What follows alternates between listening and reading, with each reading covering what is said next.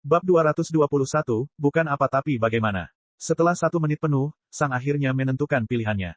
Itu bukan hal yang mudah, tapi Sang yakin itu benar. Saya memilih 19. Senyum si badut melebar saat dia memandang ke arah Sang. Nah, itu menarik, katanya sambil muncul tepat di depan Sang, menatap matanya dalam-dalam. Untuk sesaat, Sang merasakan ketakutan muncul di hatinya. Meskipun aku menghalangi pikiranmu dari persepsiku, aku masih sangat yakin bisa memperkirakan pilihanmu karena aku tahu segalanya tentangmu. Namun, siapa sangka aku salah. Si badut merenung sambil menatap mata Sang sambil menyeringai gila. Aku yakin kamu akan memilih 22. Katakan padaku, kenapa kamu memilih 19? Si badut bertanya tanpa menjauh. Sang merasa sangat tidak nyaman dengan badut yang begitu dekat dengan wajahnya. Sang menarik napas dalam-dalam untuk mengatur pikirannya. Ada beberapa alasan atas keputusan saya. Awalnya, saya ingin memilih 22. Bagaimanapun, ini adalah peningkatan kekuatan untuk sebuah pengorbanan. Inilah yang telah saya katakan pada diri saya sendiri. Saya berkata pada diri sendiri bahwa inilah cara saya ingin menjalani hidup saya. Pelawak itu menunggu alasannya. Tapi, untuk saat ini, kata Sang perlahan. Saya tidak ingin berkomitmen pada suatu jalan. Melakukan, si badut bertanya dengan penuh minat. Ya, kata Sang. Anda mengatakan kepada saya bahwa saya sudah menanyakan pertanyaan yang ingin saya tanyakan sebelumnya dan saya harus menunggu panggung komandan. Artinya saya akan mendapatkan jawaban atas pertanyaan saya. Jawaban atas pertanyaan, sikap seperti apa yang paling efektif dalam perjalanan saya. Yah, kata si pelawak, kamu mengutarakan pertanyaannya sedikit berbeda, tapi intinya sama. Sang mengangguk. Saya terjebak di antara 2 jalur selama 2 tahun terakhir. Apakah saya membantu orang lain, atau menyakiti orang lain? Namun, itu tidak semudah itu. Jika aku membantu orang lain, aku juga akan menerima bantuan mereka, tapi pada titik tertentu, bantuan yang diberikan orang lain kepadaku bernilai lebih rendah daripada apa yang aku berikan kepada mereka, sehingga akan menghambat pertumbuhanku. Ini berarti saya tidak bisa berkomitmen penuh pada jalur ini. Jika saya menyakiti orang lain, saya mendapatkan banyak sumber daya yang meningkatkan kekuatan saya, tetapi di sisi lain, saya juga akan terus-menerus berada dalam bahaya, dan bahaya itu mungkin mengorbankan nyawa saya. Bahaya baik untuk pertumbuhan, tetapi terlalu banyak bahaya akan membunuh saya. Artinya, saya juga belum bisa berkomitmen penuh pada jalur itu. Sebagai dewa dunia ini, kamu harusnya paling tahu sikap seperti apa yang paling cocok untukku, dan sampai aku mendapatkan jawaban itu, aku tidak akan berkomitmen pada apapun. Sekarang, jika saya memilih 22, saya mungkin telah melakukan sesuatu yang dapat memaksa saya menempuh salah satu dari 2 jalur tersebut. Pada saat itu, Sang memandangi si badut. Dan bukankah akan sangat menghibur melihat saya mendengar tentang jalan yang benar tanpa bisa menempuhnya? Sama seperti guru yang mendengar tentang kematian gratis dalam uji coba setelah menjadi terlalu tua untuk memanfaatkannya. Pelawak itu hanya tersenyum. Tapi itu bukan alasanku. Alasan lainnya adalah aku merasa agak tidak enak karena melanggar aturan afinitasku. Tentu saja, merasa sedikit buruk tidak akan menghentikanku melakukan apa yang harus kulakukan untuk menjadi kuat. Saya meraih 3 poin ini bukan dengan kekuatan saya, melainkan dengan cara curang. Saya tidak ingin sesuatu diberikan kepada saya jika saya tidak pantas mendapatkannya. Tentu saja, seperti yang sudah kubilang, aku tetap bersedia melakukannya, tapi alasan ini juga berperan kecil dalam keputusanku. Dan ada 2 alasan lagi. 2 lagi, si badut bertanya sambil tersenyum. Kamu benar-benar banyak memikirkan pilihan ini. Kedua alasan ini berkaitan dengan kesanku terhadapmu, kata Sang. Apa kesanmu terhadapku? Tanya si badut. Sang menarik napas dalam-dalam. Tidak stabil, seringkali tidak logis, gila, kacau, main-main, kata Sang. Tidak ada alasan untuk merahasiakan pemikiran Sang. Dewa sudah mengetahui apa yang dipikirkan Sang tentang dirinya. Benar saja, Tuhan tidak bereaksi. Namun, semua itu tidak masalah. Yang Anda inginkan hanyalah hiburan, kata Sang. Untuk seseorang yang memiliki kekuatan sepertimu, ini mungkin satu-satunya hal yang menarik minatmu. Mungkin tidak ada jalan ke depan lagi, yang memaksamu untuk melihat ke bawah. Pada saat itu, senyum si badut menghilang. Seluruh suasana berubah. Sebelumnya, Sang merasa seperti mainan, tapi sekarang, dia merasa telah menyakiti pemainnya. Sang menduga dia telah tepat sasaran. Ini mungkin tempat yang menyakitkan bagi Tuhan. Kamu beruntung bisa menghibur, si badut berbicara dengan nada datar. Ini adalah pertama kalinya Sang mendengar dewa berbicara dengan nada seperti itu, dan hal itu membuatnya merinding. Dan itulah masalahnya, kata Sang. Kamu ingin hiburan. Saya yakin saya akan memilih 22 pada awalnya, dan saya pikir Anda juga memperkirakan saya akan memilih 22. Jadi, mengapa tidak membuat ini menghibur dan menghindari ekspektasi Anda? Sang bertanya. Hahaha. Pelawak itu tertawa keras. Anehnya, badut itu tertawa cukup lama. Kamu tidak tahu sudah berapa lama aku terkejut seperti ini. Aku berharap kamu memikirkan dirimu sendiri saat membuat pilihan ini, tapi kamu sebenarnya memikirkan aku, yang benar-benar mengubah pilihanmu. Dan pada akhirnya, kata si badut sambil nyengir gila. Dengan memikirkan saya, Anda curiga bahwa Anda secara otomatis memikirkan diri Anda sendiri sebagai wakil, bukan? Ya, kata Sang sambil mengangguk. Saya tidak ingin melayani. Saya tidak ingin menjadi hiburan Anda. Pelawak itu tidak bereaksi. Namun, apa yang kuinginkan tidaklah penting. Di hadapanmu, apa yang kuinginkan tidak penting. Aku belum punya kekuatan untuk menentangmu. Dewa memperhatikan kata, belum, tapi dia tidak berkomentar. Melihat mainan dengan enggan menuruti sambil merasakan kebencian adalah hal yang menyenangkan. Aku tidak suka menuruti keinginanmu, tapi jika aku ingin mencapai tujuanku, untuk saat ini, aku harus melakukannya. Menentangmu hanya akan mengirimku ke kuburan dini atau lebih buruk lagi. Tapi ada satu alasan lagi. Pelawak itu bersandar pada palu sambil menatap Sang sambil tersenyum. Beritahu saya. Sang mengerutkan alisnya. Ini adalah alasan yang paling penting. Anda mengatakan kepada saya bahwa saya punya pilihan, dan masa depan saya bergantung pada pilihan yang saya buat. Namun, bagaimana jika tidak? Pelawak itu tidak bereaksi. Bagaimana jika pilihanku sebenarnya tidak ada artinya? Anda dapat mengubah peraturan kapanpun Anda mau. Percaya bahwa dua pilihan ini adalah satu-satunya pilihan yang saya miliki mungkin salah. Mungkin saja tidak masalah apa yang aku pilih. Tetapi mungkin penting bagaimana caraku memilih. Jawabannya mungkin tidak menarik minatmu. Mungkin, kamu hanya tertarik pada alasan mengapa aku memilih apapun yang aku pilih. Dan karena itu, aku memilih 19. Karena itu bukanlah sesuatu yang kamu harapkan. Kesunyian. Selama sekitar 5 detik, tidak ada yang mengatakan apapun. Menarik sekali, kata si badut. Kau tahu, aku merasa cukup kesal saat kau menghindari kelemahan penggunaan entropi dengan menyalahgunakan kekuatanku. Tapi sekarang, aku merasa lebih baik daripada jika kamu mendapat 22 poin tanpa mengandalkan kekuatanku. Pada saat itu, si badut menghilang ke dalam ketiadaan. Sesuatu yang gelap muncul sekitar 50 meter dari Sang. Sang segera mengenali benda itu. Itu adalah tahta Tuhan yang sangat besar. Dan di atas tahta itu duduklah tubuh dewa yang sebenarnya. Dia menyeringai sambil menyandarkan kepalanya di salah satu tinjunya. Anda mendapatkan hadiah 22 poin tanpa harus melakukan apapun yang tidak Anda inginkan. Permainan yang bagus. Bab 222, uji coba telah berakhir. Sang memandang dewa di singgasananya. Apa yang Anda ingin saya lakukan jika saya memilih 22 tanpa alasan yang menarik? Sang bertanya. Dewa mengangkat tangan kirinya, dan palu badut muncul di tangan itu. Seperti yang Anda tahu, saya selalu mengubah keputusan saya secara tiba-tiba. Sang tidak mengatakan apapun. Dewa melihat palu itu. Anda tidak akan membunuh seseorang secara langsung, tetapi Anda secara tidak langsung akan membunuh ribuan orang. Sang menarik napas dalam-dalam saat mendengar itu. Aku akan memberimu palu ini, kata sang dewa sambil tersenyum sambil menatap palu itu. Kemudian, dia melihat ke arah Sang. Dan aku akan memintamu untuk menyerang fondasi Warriors Paradise. Bulu kuduk Sang berdiri. Dan apa yang akan terjadi? Dewa hanya menyeringai. Tidak bisakah kamu bayangkan? Itu akan tumbang seperti pohon. Sang merasakan lubang teror hitam yang dalam terbuka di dadanya. Ya, Sang bisa menangani pembunuhan musuh-musuhnya. Tapi membunuh ribuan orang tak bersalah. Menghancurkan benda yang ia sebut sebagai rumahnya selama lebih dari setahun. Sang membayangkan kota raksasa itu runtuh dan berubah menjadi puing-puing. Semua pandai besi, alkemis, pejuang, penyihir, anak-anak, penjaga, juru tulis, hampir semua orang pasti sudah mati. Hanya para penyihir sejati dan prajurit panggung komandan yang bisa berharap untuk selamat dari bencana seperti itu, dan kelangsungan hidup mereka bahkan tidak pasti. Dewa hanya menyeringai saat melihat ekspresi Sang. Bukankah itu menghibur? Melihatmu menyaksikan orang-orang yang berduka di sekitarmu. Wajah menangis mereka terpatri dalam pikiranmu, mengetahui bahwa kamulah yang bertanggung jawab. Mereka semua akan mencari penyebabnya, dan kebencian yang tiada habisnya akan muncul di dalam diri mereka masing-masing. Tapi hanya kamu yang tahu. Kamu akan tahu bahwa kamu bertanggung jawab. Sebuah rahasia yang tidak bisa kamu ceritakan kepada siapapun, termasuk tuanmu. Tidak dapat berbagi beban berat yang menyebarkan rasa bersalah ke seluruh keberadaanmu. Setiap hari, takut seseorang mengetahui rahasiamu. Wajah mereka, menghantuimu. Itu sudah cukup menghibur bagiku untuk memberimu 22 poin. Bukankah begitu? Dewa bertanya sambil menyeringai. Perut Sang mual. Dia tidak bisa membayangkan berada dalam posisi seperti itu. Ini akan sangat menakutkan. Tapi, kamu beruntung, kata Tuhan sambil tersenyum. Kamu berhasil mendapatkan hadiahmu tanpa harus melakukan hal seperti itu. Sang tidak mengatakan apapun. Pikirannya masih memikirkan bagaimana rasanya berada dalam situasi seperti itu. Itu sangat menakutkan. Sekarang, jangan terpaku pada hal-hal yang tidak penting, kata Tuhan. Sudah waktunya untuk upahmu. Bersinar, 2 buku muncul, dan mereka melayang di depan Tuhan. Apa yang kamu inginkan? Apakah kamu menginginkan sesuatu yang memudahkan setiap pejuang untuk mencapai tahap jalan sejati?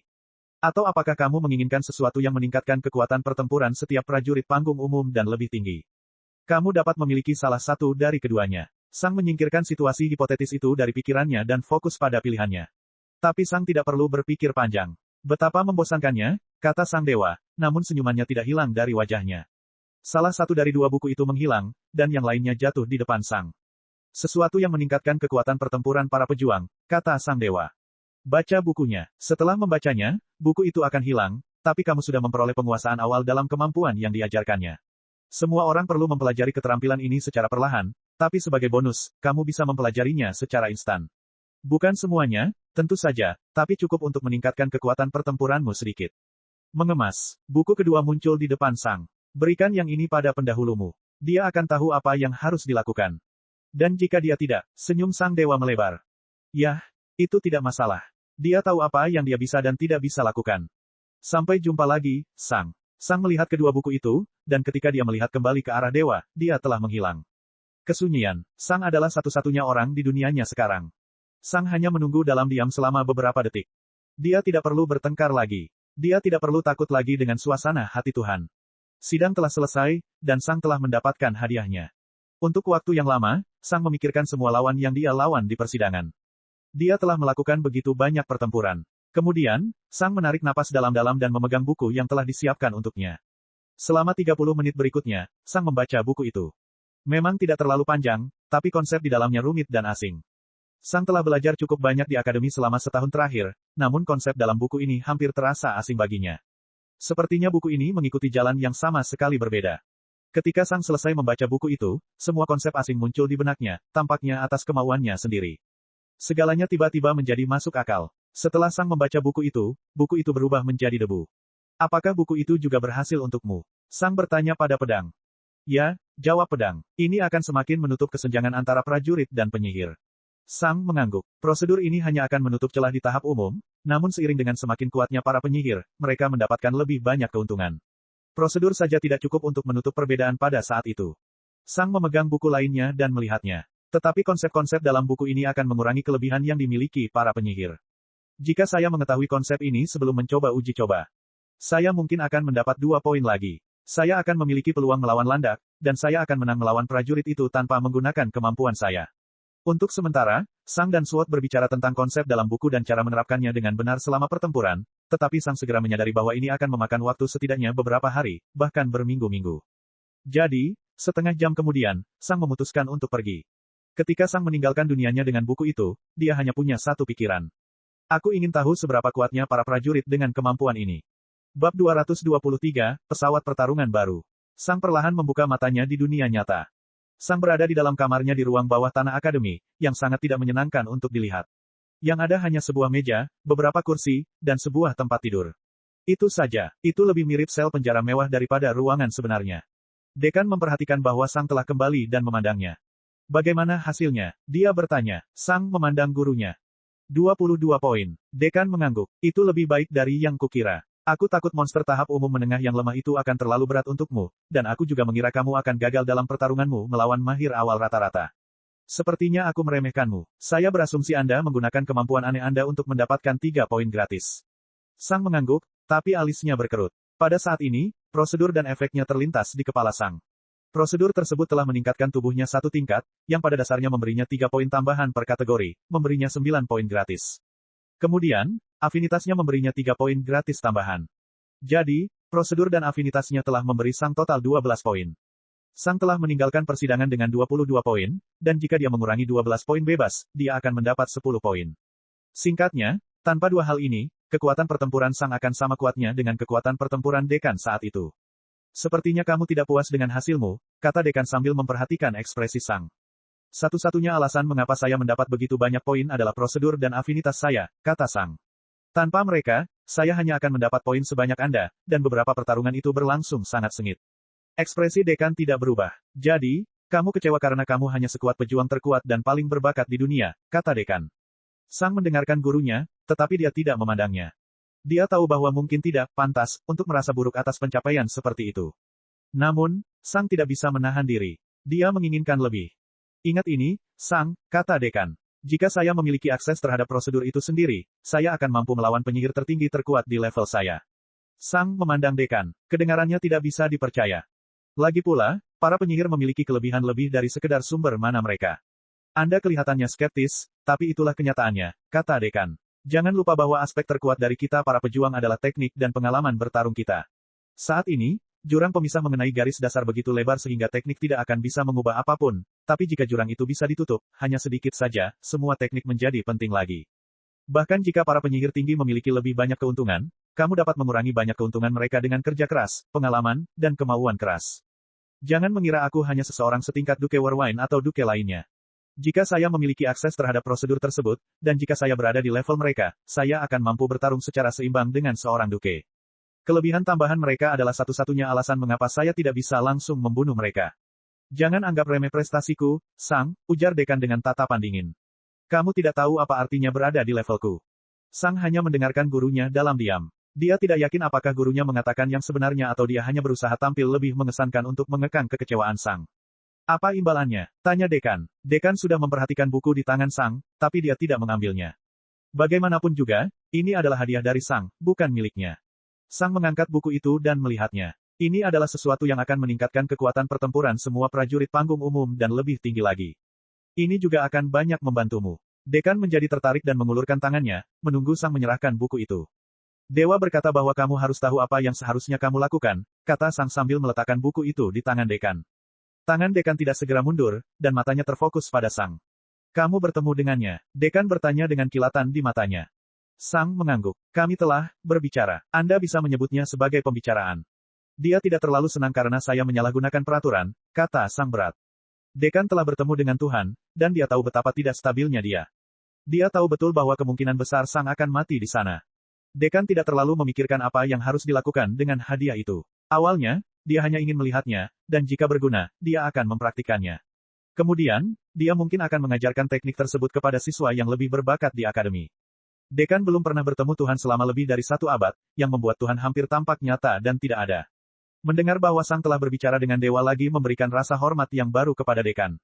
Dia tidak boleh lupa bahwa ada seseorang yang mengawasi setiap gerakan mereka dan seseorang dapat mengakhiri keberadaannya hanya dengan sebuah pikiran. Setelah beberapa detik, dekan menarik kembali buku itu dan membacanya sekilas. Dekan juga memiliki tubuh seorang pejuang, namun pikirannya masih berada pada level penyihir sejati, yang memberinya kemampuan pemahaman yang luar biasa. Hanya dalam waktu 2 menit, dekan selesai membaca seluruh buku dan menginternalisasikan seluruh konsepnya. Dekan menutup buku itu dan memasukkannya ke dalam dunia internalnya. Kesunyian. Untuk sementara, dekan hanya melihat ke dinding sambil berpikir. Betapa menakjubkan. Sangat menarik. Kreatif sekali. Betapa kuatnya. Buku ini membuka bidang pertarungan yang benar-benar baru bagi semua pejuang yang kuat. Pada saat ini, dekan sangat senang karena dia telah menghabiskan begitu banyak sumber daya untuk Sang. Dekan telah berinvestasi begitu banyak pada Sang, dan sekarang, investasinya membuahkan hasil. Ini jauh lebih berharga daripada semua yang telah dia investasikan pada Sang hingga saat ini. Jika saya mengetahui konsep buku ini lebih awal, kata dekan, saya akan mampu menghentikan Exploding Mountain Turtle beberapa kali lebih lama. Para penyihir akan mampu menciptakan mantra kedua, dan bahkan mungkin mantra kedua, yang ketiga. Mungkin, kita bahkan tidak memerlukan jeral untuk campur tangan, renung dekan. Sang mengangguk. Dia bisa membayangkan dengan baik bagaimana pertarungan itu akan berlangsung. Dekan tidak akan menang sendirian, tapi dia akan mampu mengulur waktu lebih lama. Selama hari kekacauan, dekan bahkan tidak mampu melukai kura-kura gunung meledak. Dia hanya menari di sekitar kakinya, kekuatan fisiknya terlalu lemah untuk mengambil darah. Dengan buku ini, dia juga mungkin tidak bisa melukai kura-kura tersebut, tapi dia bisa memotong beberapa batu. Selain itu, dekan tidak perlu terlalu dekat. Tidak perlu sedekat itu. Ya, inilah teknik yang ada di dalam buku ini. Buku ini mengajarkan metode untuk memasukkan jenis mana tertentu ke dalam senjata. Jika seseorang menyerang dengan cara yang benar setelah memasukkan mana ini ke senjatanya, dia akan dapat melancarkan serangan jarak jauh. Itu tidak sekuat serangan langsung, tapi masih sangat berbahaya. Dekan bisa saja menari mengelilingi kura-kura itu, menembakkan satu tombak ke arahnya dari jarak jauh. Exploding Mountain Turtle akan terpaksa mengejar dekan dengan batu-batunya. Tentu saja, pada akhirnya, dekan akan membuat kesalahan, dan Exploding Mountain Turtle akan memukulnya, tapi momen itu akan semakin jauh. Buku ini membuka bidang pertarungan yang benar-benar baru bagi para pejuang. Itu memungkinkan prajurit untuk juga menyerang lawan mereka dari jarak jauh. Bab 224, Fraksi. Dekan memandang Sang. Apa yang kamu inginkan sebagai imbalannya? Buku ini jauh lebih berharga daripada yang aku investasikan padamu, kata dekan. Apakah itu? Sang bertanya dengan suara tidak yakin. Tanpa bantuanmu, aku tidak akan mendapatkan poin sebanyak itu. Tentu saja, kata dekan, tetapi tanpa bantuan saya, Anda masih dapat memperoleh sekitar 8 atau 9 poin, dan 8 atau 9 poin ini tidak ada hubungannya dengan saya. Dengan memperoleh sekitar 11 poin atau lebih, Anda sudah mendapatkan sekitar 10 poin, membayar kembali semua yang aku investasikan padamu. Tapi kamu mendapat 22. Jadi apa yang kamu mau? Setelah mendengar dekan berkata seperti itu, Sang menyetujuinya. Ya, dekan telah banyak membantunya, tetapi Sang juga akan mendapatkan banyak poin tanpa bantuannya. Ada sesuatu yang kuinginkan, tapi aku tidak tahu apakah kamu bisa membantuku mendapatkannya. Katakan padaku, kata dekan. Apakah kamu tahu tentang ujian Raja Tua di hutan liar? Sang bertanya. Dekan mengangguk. Ini dibuka setahun sekali hanya untuk adept yang paling berbakat. Kuota untuk mengikuti uji coba sangat diperebutkan oleh semua keluarga besar. Sang juga mengangguk. Saya baru-baru ini menemukan uji coba tersebut secara tidak sengaja, dan SWOT memberitahu saya bahwa biji yang saya cari dapat ditemukan di sana. Tampaknya itu adalah salah satu hadiahnya. Dekan mengerutkan kening sambil menggaruk janggutnya. Itu benar-benar sangat sulit, katanya. Ujian Raja Tua hanya diperuntukkan bagi para penyihir, dan ujian di sana juga dirancang untuk diselesaikan oleh para penyihir. Bahkan jika kamu diizinkan masuk, aku ragu kamu akan mendapatkan banyak poin. Lagi pula, bukan hanya kekuatan pertempuran yang penting di sana. Uji coba ini juga menguji penguasaan yang dimiliki para adept atas elemen dan mantra mereka. Dengan tubuh seorang pejuang, kamu tidak akan bisa pergi jauh. Dan disinilah masalahnya. Jika aku bisa menjamin bahwa kamu akan mendapatkan sesuatu dari uji coba ini, tidak akan terlalu sulit untuk meyakinkan orang lain agar mengizinkanmu berpartisipasi. Tapi aku tidak bisa. Karena itu, semua orang otomatis berasumsi bahwa memberimu tempat sama saja dengan membuangnya keluar jendela. Bayangkan sebuah ruangan dengan 10 orang dan 3 permata berharga. Semua orang menginginkan permata itu. Setelah sekian lama mempertimbangkan dan bernegosiasi, 3 orang mendapatkan permata itu. Dan kemudian, salah satu dari mereka menghancurkannya. Tentu saja ini akan memicu kemarahan semua orang. Selain itu, Gerald tidak memiliki kendali penuh atas pengadilan Raja Tua hanya karena itu berada di dalam wilayahnya. Tanah miliknya mengelola pengadilan Raja Tua, tetapi, secara resmi, itu milik Kerajaan Sky Thunder. Raja Sky Thunder tidak terlibat dalam pengadilan Raja Tua selama tidak ada keluhan besar. Tetapi jika dia mendengar bahwa seorang pejuang bisa memasukinya, kemungkinan besar dia akan menjadi marah. Kalaupun aku memberikan Gerald semua milikku, dia mungkin tidak setuju. Ini adalah sesuatu yang dapat membahayakan nyawanya dan keluarganya, kata dekan. Sang mengerutkan kening. Dia sudah mengantisipasi bahwa membawanya ke persidangan tidaklah mudah, tapi dia tidak menyangka akan sesulit ini. Jadi, tidak ada kemungkinan. Sang bertanya. Dekan menggaruk janggutnya lebih lama. Membawamu ke ujian Raja Tua adalah hal yang mustahil. Kemudian, dekan memandang Sang. Tetapi kamu tidak perlu masuk untuk mendapatkan apa yang kamu butuhkan. Sang mengangkat alisnya. Katakan padaku, Sang, dari mana kamu mendapatkan semua biji untuk pedangmu? Apakah kamu memanennya sendiri? Tanya dekan. Sang menggelengkan kepalanya, dan sesaat kemudian, dia menyadari apa yang dimaksud dekan. Dekan memperhatikan bahwa Sang telah menyadari apa yang dia maksud. Aku akan bicara dengan Gerald, kata dekan. Jika saya bersedia mendukung ahli warisnya, Matteo, dia mungkin bisa meyakinkan Matteo untuk membelikan biji itu untuk Anda. Tentu saja, imbalan dari uji coba ini sangat berharga, dan itu bisa menjadi pembeda antara seseorang menjadi penyihir sejati dan seseorang menjadi penyihir tinggi. Selain itu, jika Matteo berhasil mendapatkan skor yang luar biasa, nilainya hanya akan meroket. Bagaimana jika biji itu hanya bernilai 1 poin karena biji itu mungkin tidak berguna bagi seorang mage, tapi Matteo berhasil mendapatkan 10 poin. Bukankah dia akan membuang 9 poin? Alis Sang berkerut. Ini sulit. Mendapatkan biji ini mungkin membahayakan masa depan Matteo. Namun, kata dekan perlahan, mungkin juga ada kemungkinan bahwa Matteo dapat meyakinkan seseorang yang kurang berbakat darinya untuk membantunya. Tentu saja, Matteo perlu menjanjikan mereka kekayaan yang cukup banyak, dan saya harus bisa melakukannya, tangani itu. Tentu saja, akan ada lebih banyak lagi masalah dengan hal itu, tapi itu adalah sesuatu yang sangat baik dilakukan oleh Matteo dan Gerald. Mereka adalah politisi, dan mereka hidup di dunia seperti ini. Dekan mengangguk. Ya, menurutku kita bisa membuat ini berhasil. Hanya itu yang kamu inginkan saat ini? Tanya dekan. Sang mengangguk. Kalau tidak, aku hanya tertarik pada hal-hal yang bisa meningkatkan kekuatanku. Teknik jelas tidak akan berhasil karena aku harus mengandalkan diriku sendiri, tapi aku bisa menggunakan biji untuk senjata dan sumber daya yang meningkatkan penguasaan dasar-dasar sihir. Itu juga akan membantu untuk memiliki sesuatu yang meningkatkan stageku sebanyak 1 level.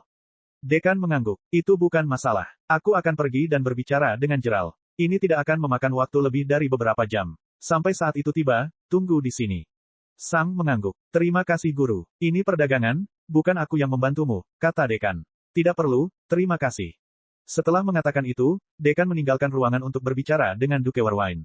Sang tetap berada di dalam ruangan dan selanjutnya berteori bagaimana menggabungkan serangan jarak jauh ke dalam gaya bertarungnya dengan pedang. Dan benar saja, 2 jam kemudian, dekan kembali. Anehnya, dekan sama sekali tidak terlihat santai. Dia mempunyai ekspresi serius di wajahnya. Ada cara yang murah dan ada cara yang mahal, kata dekan. Aku bisa menangani keduanya, dan apa yang dia inginkan sesuai dengan hutangku padamu. Awalnya, aku ingin langsung menolak opsi murah, tapi menurutku kamu cukup kuat untuk membuat pilihan sendiri. Sang mengangkat alisnya ketika mendengar itu. Hal-hal yang dia inginkan dengan cara yang mahal adalah sekitar 70% dari hutangku padamu, tapi aku bisa mengatasinya. Kamu masih akan mendapatkan semua dukungan yang kamu butuhkan sampai kamu mencapai panggung komandan. Pada dasarnya kamu akan mendapatkan biji, gratis dari mengenakan biaya. Sang tidak menyukai apa yang didengarnya. Lagi pula, mengapa dekan lebih suka menghabiskan begitu banyak uang jika pilihan yang murah tidak memiliki semacam peringatan? Dan pilihan yang murah, dekan memandang Sang. Jeral menginginkanmu di faksinya. Alis Sang berkerut. Fraksi, misalnya, faksi politik. Dekan mengangguk. Dia ingin kamu menggunakan identitas baru di wilayah barunya, medan perang.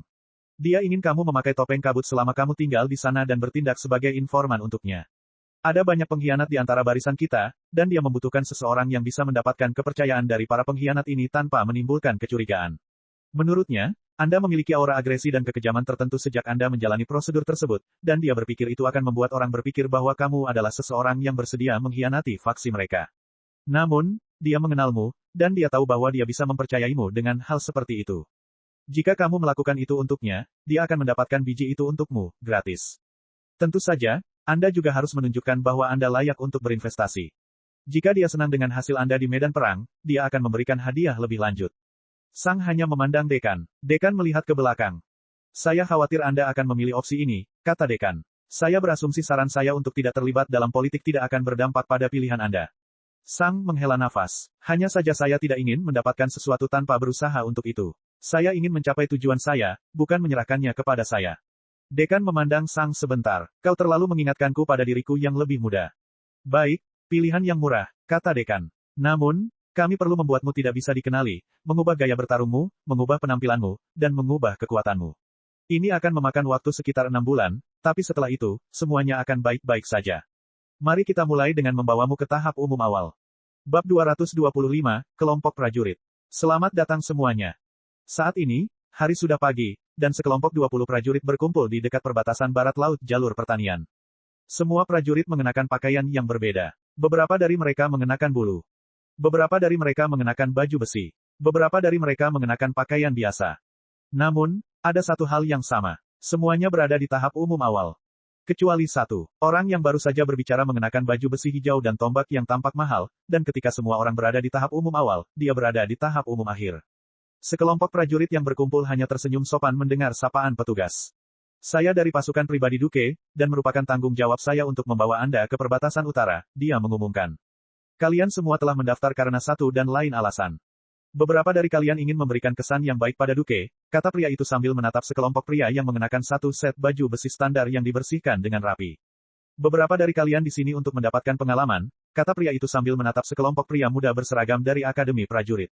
Beberapa dari Anda di sini untuk menebus kesalahan, kata pria itu sambil menatap beberapa orang yang mengenakan bulu dan baju besi kasar.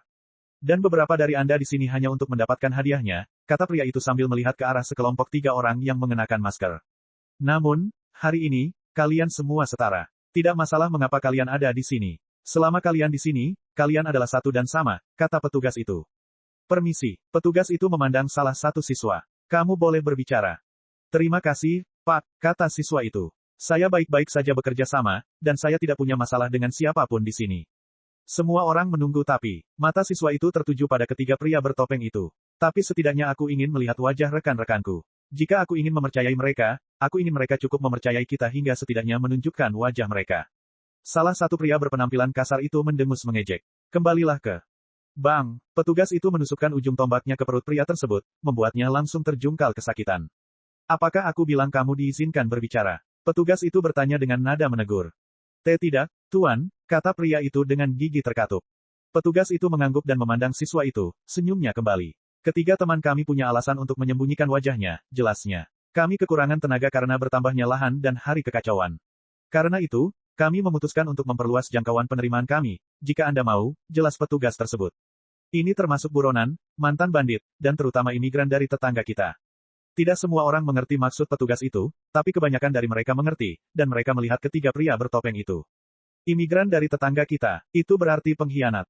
Tidak masalah untuk pergi ke wilayah lain jika diinginkan. Namun, akan menjadi masalah jika orang itu menjual dirinya kepada faksi penguasanya. Meskipun semua wilayah ini dikuasai oleh kerajaan Sky Thunder, dan meskipun para petani normal percaya bahwa kerajaan Sky Thunder bersatu, sebenarnya, perang berdarah untuk memperebutkan sumber daya terjadi tepat di depan mata semua orang. Dari luar, kerajaan Sky Thunder menggambarkan gambaran kekuatan yang kuat dan bersatu. Namun di dalam, semua duke diam-diam saling bertarung demi mendapatkan sumber daya dan tanah. Raja, tentu saja, tahu bahwa semua ini sedang terjadi, tapi dia tidak peduli. Dia secara resmi melarang para duke untuk bertarung satu sama lain, tapi dia hanya akan menegakkan aturan ini jika seseorang berhasil mengumpulkan bukti tak terbantahkan tentang kejadian tersebut. Raja percaya bahwa pengkhianatan dan perang akan membuat para adipati dan pasukannya tetap kuat dan siap berperang. Sebelum raja mengambil alih, kerajaan tersebut merupakan tanah yang damai, dan ketika kerajaan lain menyerang, kerajaan tersebut sangat menderita. Raja tua telah mengorbankan dirinya untuk menghentikan perang. Raja tua adalah orang yang altruistik, yang tercermin dari keadaan kerajaannya dan tindakannya sendiri. Namun raja yang baru menganggap ideologi cinta kebebasan ini sebagai bom waktu. Kerajaan lain tidak akan peduli apakah kerajaan Sky Thunder itu bagus atau tidak. Mereka hanya menginginkan tanah mereka. Sang termasuk di antara kelompok orang ini, dan dia adalah salah satu dari 3 individu bertopeng. 8 bulan telah berlalu sejak persidangan, dan Sang telah diajari banyak hal oleh Matteo dan gurunya tentang politik tersembunyi. Seperti dugaan Sang, orang yang mencoba menghancurkan Warriors Paradise 2 tahun lalu adalah Duke Mithril, Duke di sebelah utara wilayah Duke Warwine. Setahun kemudian, Duke Warwine membalas dengan membuat Ice Wyvern melawan Volcano Wim. Bagaimana dia mencapai hal itu? Menurut perhitungan, salah satu kekejian akan muncul di bagian utara medan perang, dan itu adalah panggung umum. Ice Wyvern dan Volcano Wim masing-masing menguasai setengah wilayah. Jika kekejian muncul di selatan, Ice Wyvern akan membunuhnya, dan jika muncul di utara, Volcano Wim akan membunuhnya. Bagaimana Zonebis mengetahui jika kekejian muncul di pihak mereka? Rasa mana? Jika ada lebih banyak Ice Mana, Ice Wyvern akan mengatasinya, misalnya. Namun, sesaat sebelum kekejian muncul, beberapa penyihir sejati telah meledakkan bom es di lokasi di mana kekejian akan muncul. Jadi, ketika muncul, Ice Wyvern merasa ada banyak Ice Mana di sekitar Abomination, yang berarti ini adalah tanggung jawabnya. Namun, Volcano Wim merasa bahwa kekejian itu sangat dekat dengan wilayahnya. Lagi pula, seluruh wilayah utara dilapisi Fire Mana, kecuali titik kecil itu. Jadi, jelas merupakan tanggung jawabnya untuk membunuhnya. Pada akhirnya, keduanya keluar untuk menghadapi kekejian. Namun ketika keduanya bertemu, mereka mulai berkelahi. Keduanya merasa seolah satu sama lain melanggar batas wilayah mereka. Selain itu, sebagai binatang yang memiliki afinitas yang berlawanan, mereka tidak terlalu menyukai satu sama lain. Pada akhirnya, Ice Wyvern menang, dan Volcano Wim melarikan diri kembali ke zonanya. Saat itulah Ice Wyvern mengklaim seluruh medan perang sebagai miliknya. Dan kelompok orang ini, ya, mereka ada di sini untuk membuat tempat itu bisa dihuni. Satwa liar di zona baru masih belum stabil dan ekosistem sedang mengalami pergolakan. Binatang api berjalan berkeliling di tanah es, dan binatang es melawan mereka. Selain itu, selama bertahun-tahun pertempuran, flora pada dasarnya telah dimusnahkan kecuali beberapa pengecualian. Ketika Ice Wyvern telah mengklaim zona tersebut, medan perang hanyalah sebuah gurun yang dilanda perang yang dipenuhi dengan binatang-binatang panggung jenderal dan komandan. Dan sekarang, sebagai pemilik tanah ini, tugas Duke Warwine adalah menjadikan tanah ini kaya dan sejahtera bagi rakyatnya. Zona Storm Eagle telah berhasil mendekati kesempurnaan, berubah menjadi tanah yang penuh dengan kekayaan dan emas, dan dia ingin mengubah medan perang sebelumnya menjadi tanah serupa. Dan merupakan tugas kelompok orang ini dan banyak orang lainnya untuk mencapai tujuan ini. Tentu saja, Duke Mithril akan melakukan yang terbaik untuk mengacaukan zona dengan menyusup ke dalamnya bersama rakyatnya sendiri. Itulah sebabnya Sang ada di sini. Tugasnya adalah mengendus agen-agen ini dan membunuh atau melaporkan mereka. Cek. Rakan-rakan kultivator sekalian, sebelum retret, sila terus berkultivasi untuk jurus 0 subscribe, like, share dan komentar agar sekte ini terus berkembang pesat.